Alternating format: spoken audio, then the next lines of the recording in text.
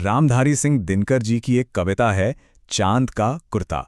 सुनने में तो एक बहुत ही प्यारी, दिल को छू लेने वाली कहानी लगती है, पर जानते हैं इस सीधी सादी सी दिखने वाली लोरी में ना एक बहुत बड़ा राज छिपा है। तो चलिए आज इसी राज की परतें खोलते हैं। कहानी की शुरुआत एक बहुत ही जाने पहचाने और प्यारे से पल से होती है, जब कोई बच्चा अपनी माँ से कुछ मांगता है।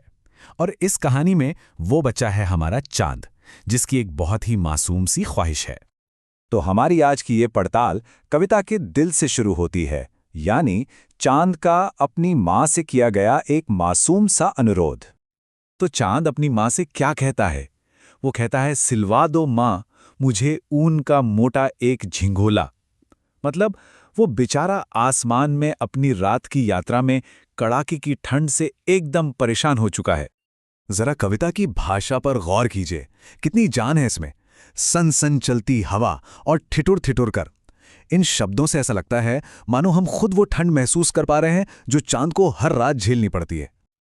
और हाँ, चांद जो मांग रहा है वो है एक झिंगोला। ये एक तरह का पारंपरिक ढीला ढाला कुर्ता होता है, जो आरामदायक भी होता है और गर्म भी। इस एक शब्द से ही कविता में एक सांस्कृतिक गहराई आ जाती है।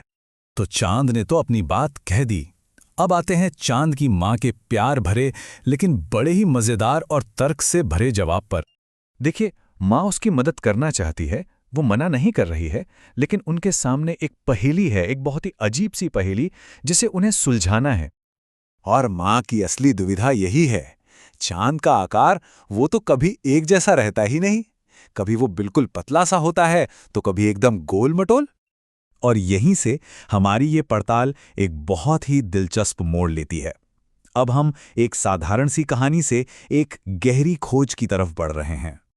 अच्छा, तो यहाँ एक सवाल मन में आता है कि आखिर माँ चांद का नाप क्यों नहीं ले सकती?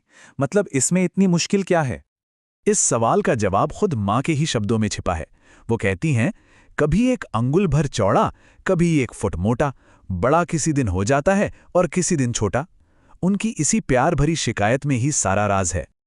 असल में माँ की ये प्यार भरी शिकायत एक पुल की तरह है, जो एक मासूम कहानी को एक बहुत बड़े खगोलीय रहस्य से जोड़ती है। और अब हम अपनी पड़ताल के उस पड़ाव पर हैं जहां कविता की कला और विज्ञान का बहुत ही खूबसूरत मिलन होता है। और यहाँ देखिए, ये कितना कमाल का है।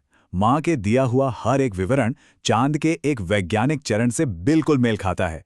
जब वो कहती हैं 1 अंगुल भर चौड़ा, तो वो असल में अर्धचंद्र या क्रेसेंट मून की बात कर रही हैं। बड़ा हो जाना का मतलब है वैक्सिंग मून, यानी शुक्ल पक्ष का चांद। 1 फुट मोटा, अरे ये तो हमारी पूर्णिमा हो गई, फुल मून। और जब चांद किसी की भी आंखों को दिखलाई नहीं पड़ता, तो वो अमावस्या या न्यू मून का जिक्र कर रही हैं।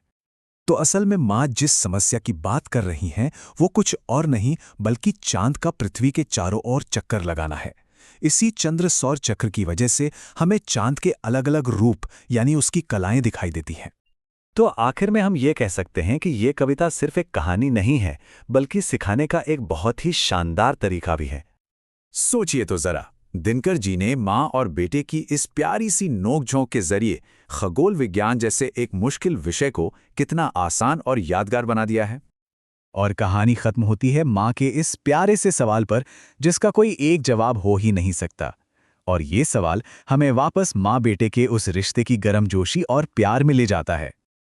तो ये कविता हमें सोचने पर मजबूर कर देती है कि न जाने ब्रह्मांड के और कितने ही रहस्य ऐसी ही किसी लोरी या कहानी में छिपे होंगे, जो बस हमारे उन्हें खोजने का इंतजार कर रहे हैं।